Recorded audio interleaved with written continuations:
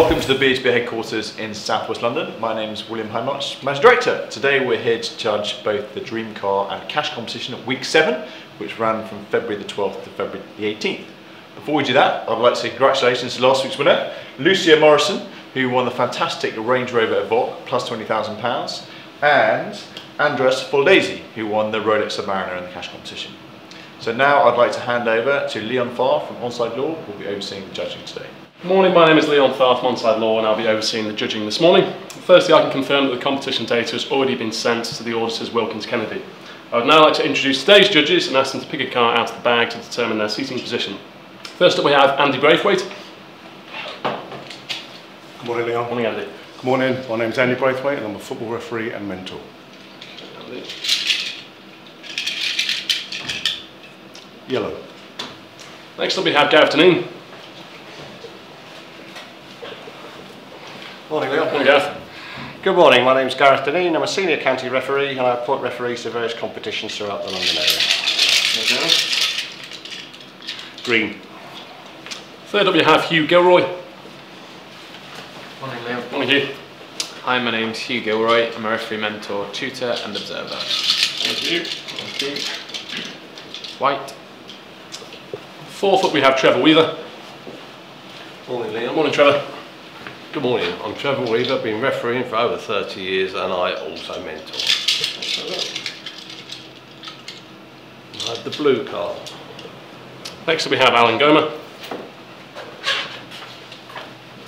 Morning, Leon. Good morning, my name is Alain Goma. I'm an ex-professional footballer. I played for Paris Saint-Germain, Newcastle and Fulham. Red. And then we have Peter Georgie. Morning. Morning, Peter.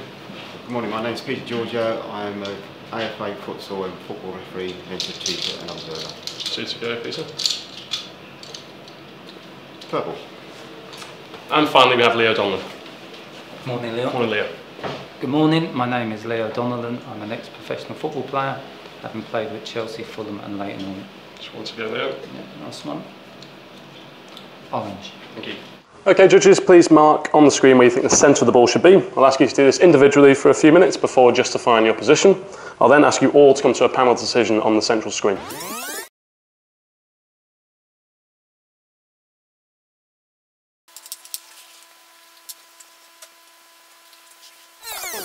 Everyone happy, judges? Yep. Okay, Trevor, yours the blue crush between the keeper's hands here. If you could talk us through why you placed that. Yes, plenty of players to take some idea from, but obviously the goalkeeper is the main person in this shot, but taking his line and this chap and the goalkeeper's eye line, I believe, unlike some of my colleagues, I see that ball is either in the hands of the goalkeeper or about to be. The way that hand is twisted, his left hand is coming in to that hand more than the other one. So that's the reason why I put my cross where I did. Thanks, Trevor. Okay, Lan, yours is the red one at the top. If you could talk us through your thinking, please. Yes, my cross. Sorry, my cross is the highest one. I think the ball has still a bit of distance to travel. When you look at the eyes of the hands of the goalkeeper, they're still a bit wide apart, and I think it's looking towards quite in a steep way. The ball, I think it's a high ball, coming down towards him. Yeah, I try to use the information also coming from this player, and yeah, I think basically that's why I thought the center of the ball was above him, but not too close to his hands. Excellent. Right. Okay, Andy, yours is the yellow cross here. If you could talk us through why you put it there, please. Thanks, Leon. Obviously we're roughly in almost agreement regarding that the ball is up here somewhere. The guy here, I've taken his eye line, basically I've gone right through sort of this angle here. The reason I've placed it where I have as high as I have, being an ex-goalkeeping coach, I've basically taken the straight lines of the goalkeeper's arms, and also keeper always tries to take the ball at his highest point. That's why his hands aren't quite closed to receive the ball immediately. So that's why I've placed my yellow cross as high as I have. Thanks, Andy. Thank you.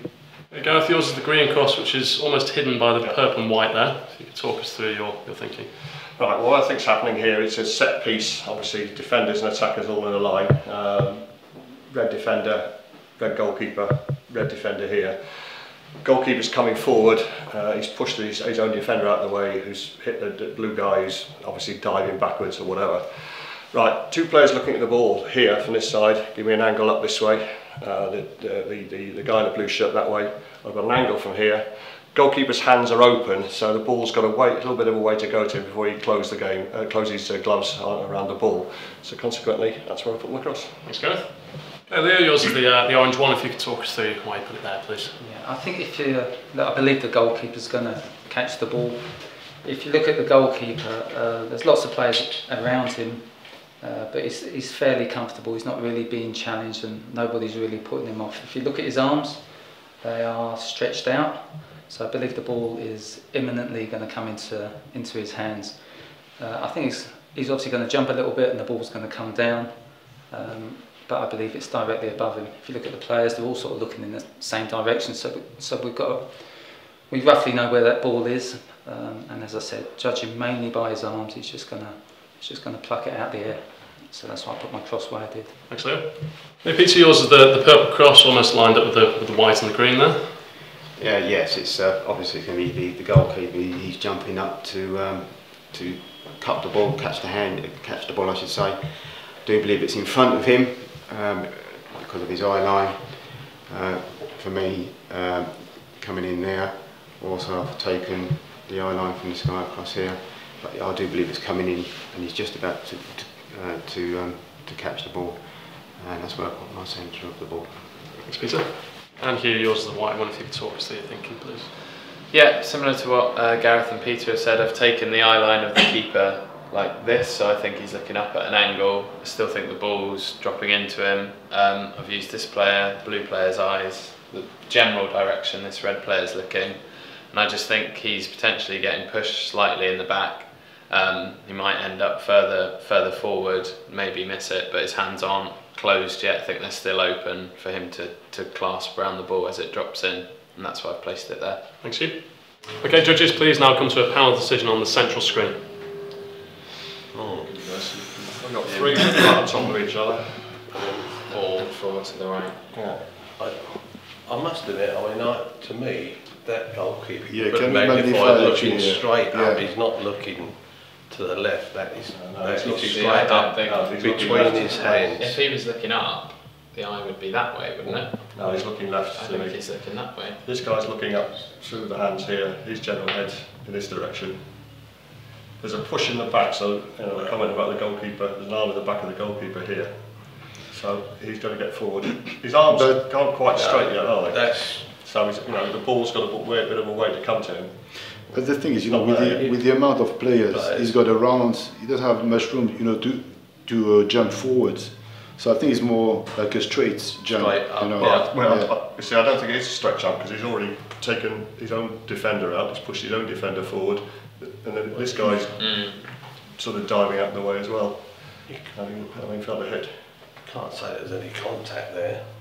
I think it is a straight jump because his arms are straight. The ball's going to come in, so I just think he's going to.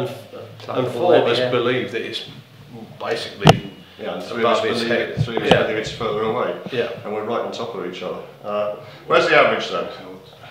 That's the question. Yeah, well, that's Is the average on through that orange? If we go horizontal, is it through that orange one? Yeah. So how many tiles is that from the top? So it's just to the left of there. Let's do a line from his finger tip. What is it to get the average? Yeah. Just slightly. If we do a 7 tiles down, is the where that orange cross in horizontal is. So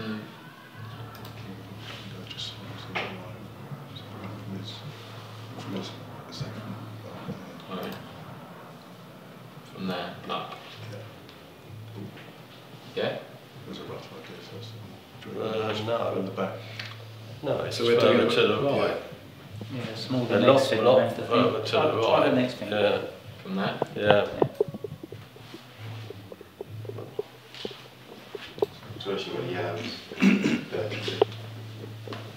Which is above that full finger from the angle it jumps at. If it's from here, it looks straight on, but it jumps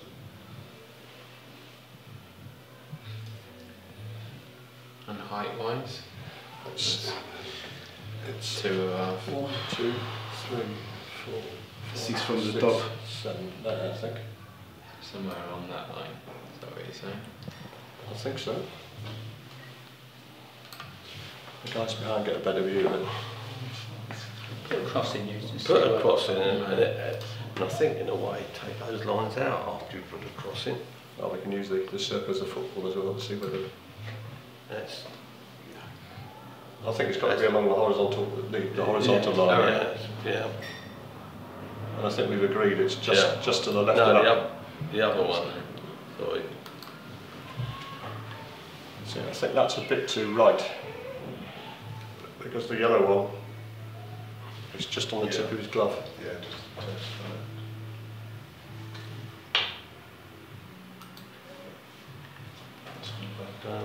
can we, as I say, try that go as a football?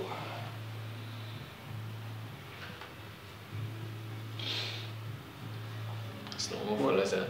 No, it's not. It works. It works. Well, you've got three this side, you've got 4 that side. Yeah. So the average would be, I think Pretty much there, yeah. I was thinking. What do you reckon?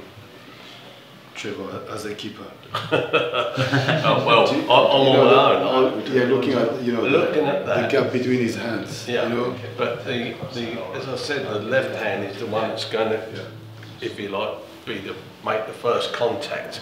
Yeah, okay. But do you think it's that low? Because there's still a bit of gap. I just think he's at the height of his jump. Can we put because I think it would be a bit higher than that. I would have thought. Yeah, well, I'm going to go with the. I wouldn't want to see it go any further to the left, or I think that's pretty good. If we use the That circle, was the ball, yeah. if that was the ball, that works. So it's coming in, the guys are all looking at it. And that hand's a little bit behind the ball. Yeah, so that's it it, doesn't come into it. Yeah, to grab And it. he's going to get, his hands are getting closer together and it comes down. I think Well, that's that's good. the average, Yeah. Yeah. Okay, judges, is everybody happy with that compromise? Or? Yeah. Yeah. That's good. Okay, in that case, I'll submit those coordinates. So the coordinates selected are 1729, 523. It's 1729, 523. Thank you, judges. These coordinates will now be passed to Wilkins Kennedy to calculate the winner of the competition, and they will then inform best of the best. But for today, that concludes the judging process. Thank you.